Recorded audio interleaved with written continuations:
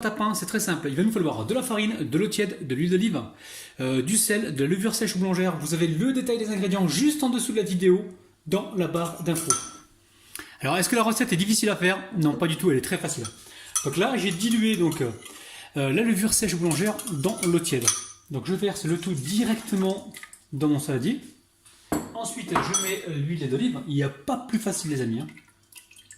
Alors, si vous n'avez pas d'huile d'olive, vous mettez de l'huile de tournesol, il n'y a aucun problème. Et ici, je vais mettre la farine. Hop là. Donc la farine et le sel. Vous avez vu, il y avait une cuillère à café de sel qui était proche de la farine. Et comme la farine est blanche aussi, on ne la voit pas forcément tout de suite. Donc là, je vais faire le mélange au robot. Et on va pétrir pendant environ 2 minutes. Alors, vous allez pouvoir faire le mélange donc à la main. Allez hop, on pétrit. Donc ça y est les amis, la pâte est prête. Maintenant, on va la débarrasser et la laisser donc reposer. Pendant. Il faut que ça gonfle, il faut que ça double voire triple de volume. Donc je vais amener ça au soleil, il fait un super beau soleil dehors. Donc je vais couvrir ça avec un plastique et j'amène ça donc au soleil à gonfler pendant environ, on va dire, 45 minutes. Alors juste avant, je vais vous annoncer donc la quantité des ingrédients que j'ai mis à l'intérieur. Donc j'ai mis 240 g de farine, 150 g d'eau tiède. J'ai mis 2 cuillères à soupe d'huile d'olive, 8 g de levure sèche boulangère et 1 cuillère à café de sel. Donc maintenant, je vais vraiment mettre un petit coup de plastique. Alors très simple, ici je mets l'huile d'olive, donc on a environ 3 à 4 cuillères à soupe.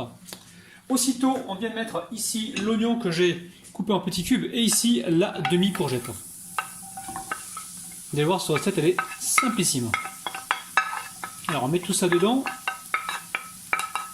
En même temps on va mettre le bœuf haché, donc bœuf haché j'ai 250 g. Et aussitôt on va venir donc assaisonner avec du poivre. On a du sel rose et du paprika. Après, vous mettez les épices que vous aimez, les amis. Allez, on mélange comme il faut. On va cuire ça pendant environ 7 minutes.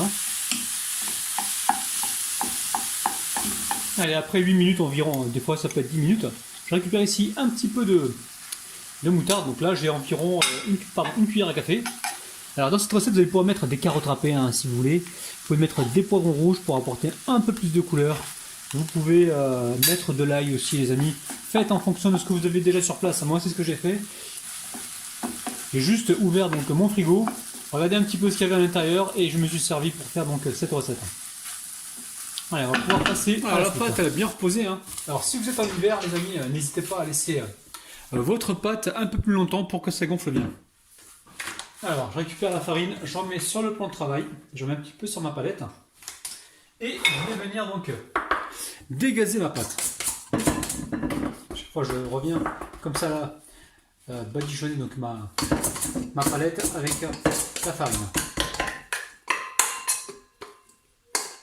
Alors, hop là. Ici, on va étaler la pâte. Donc dans un premier temps, on va d'abord, alors j'espère que vous voyez bien, on va d'abord la plier comme ceci là. Hop. On replie encore ce côté là. Et on vient appuyer comme ceci. Et là, j'appuie comme ceci là pour avoir quelque chose de rond.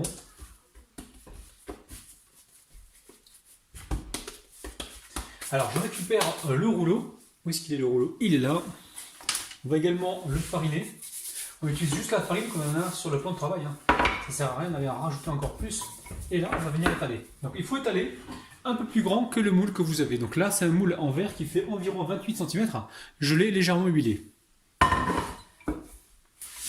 Allez, on récupère donc la pâte à l'aide du rouleau. Ici, je dépose mon plat légèrement huilé et je vais venir comme ça mettre ma pâte dedans. Alors, veillez à ne pas la faire trop fine la pâte. Donc là, on va essayer de faire des bordures.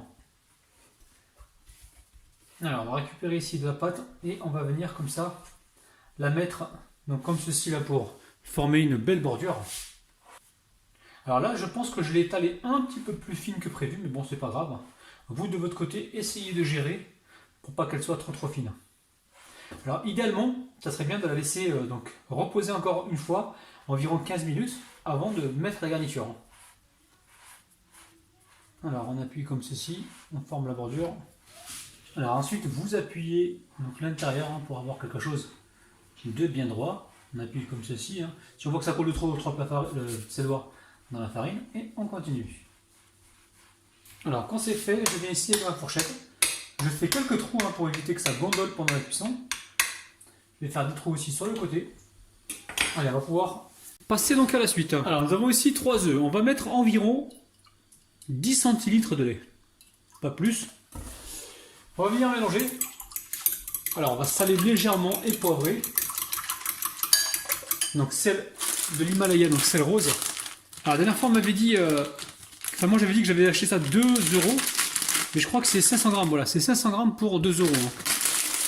Et franchement ce sel là il est terrible parce qu'il y a tous les nutriments qui sont encore conservés à l'intérieur, hein, contrairement au sel blanc qui sont complètement dépourvus. Allez, ici on va mettre un petit peu de poivre. N'oublie pas le fromage râpé. Alors fromage râpé. On va mettre 2 poignées les amis. 2 poignées de fromage râpé. Alors. Allez, on va pouvoir mélanger rapidement. Je mets ça de côté pour l'instant. Ici, je récupère donc mon fond de tarte. En même temps, je récupère la viande que j'ai laissé complètement refroidir. Je pense que je vais faire autrement. Allez, je la mets de côté pour l'instant. Ce que je vais faire ici maintenant, c'est quoi? Ben c'est ça les amis, je vais mettre directement les œufs dedans, vous voyez bien. Et on va mélanger. Je pense que je vais procéder comme ça. Et ensuite je mettrai donc la totalité directement dans mon fond de tarte. Alors là j'ai bien envie, et il faut que tout soit imprégné en fait avec les œufs. Une fois que c'est fait, ici j'avais préparé une tomate parce que j'avais besoin de couleur, donc j'ai regardé dans le frigo, j'avais une tomate qui traînait. Donc je l'ai coupée en petits dés et j'ai récupéré la pulpe pour faire autre chose. Soit de la soupe, soit dans un jus, c'est vous qui voyez. Ici j'ai du basilic frais du jardin les amis, hein. Terrible, très très bon. Et juste à le couper comme ceci. Je pense qu'on va plutôt le couper sur la... Non, mais directement dedans parce que sur la tarte ça va pas être... Ça risque de cramer au-dessus. Donc voilà, on coupe les feuilles de basilic comme ceci. Ça sent super bon. Hein. Une fois que c'est fait, on vient ici, hop là, tout mélanger. On jette un œil sur le plan de travail pour être sûr de n'avoir rien oublié. J'ai la mozzarella, mais la mozzarella, je vais la mettre directement en même temps que le montage. Allez, là, cette fois-ci, c'est la bonne. On va pouvoir tout verser dedans.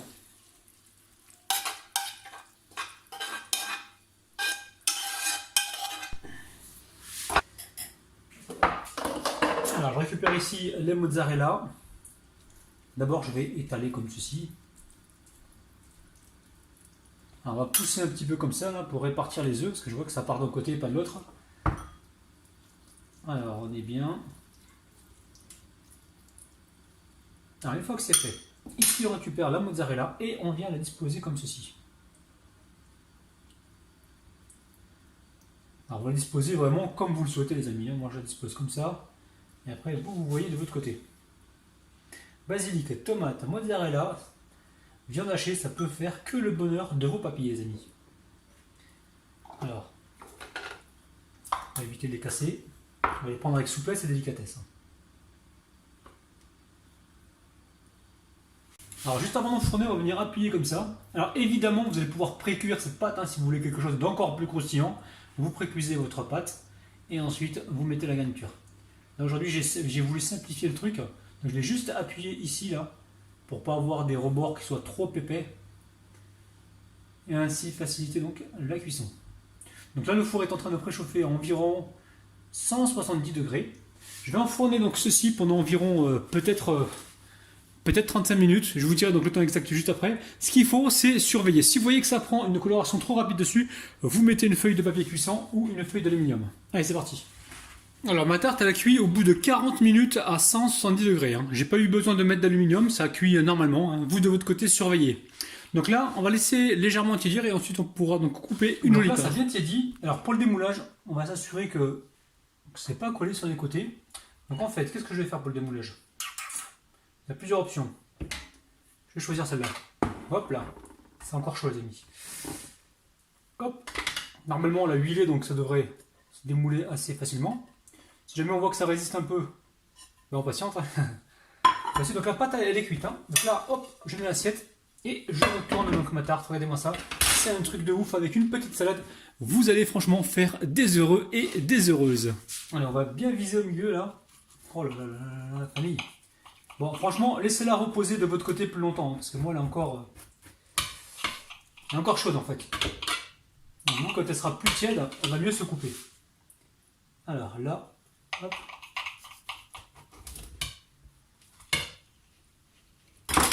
Allez, je récupère. Voilà, ça fait le basique.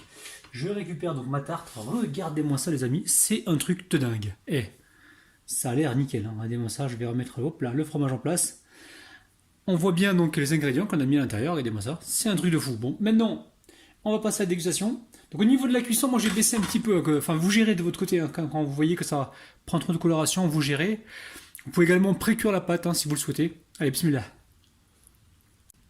Bref, famille, c'est franchement super bon. Il n'y a rien à dire. C'est très très bon.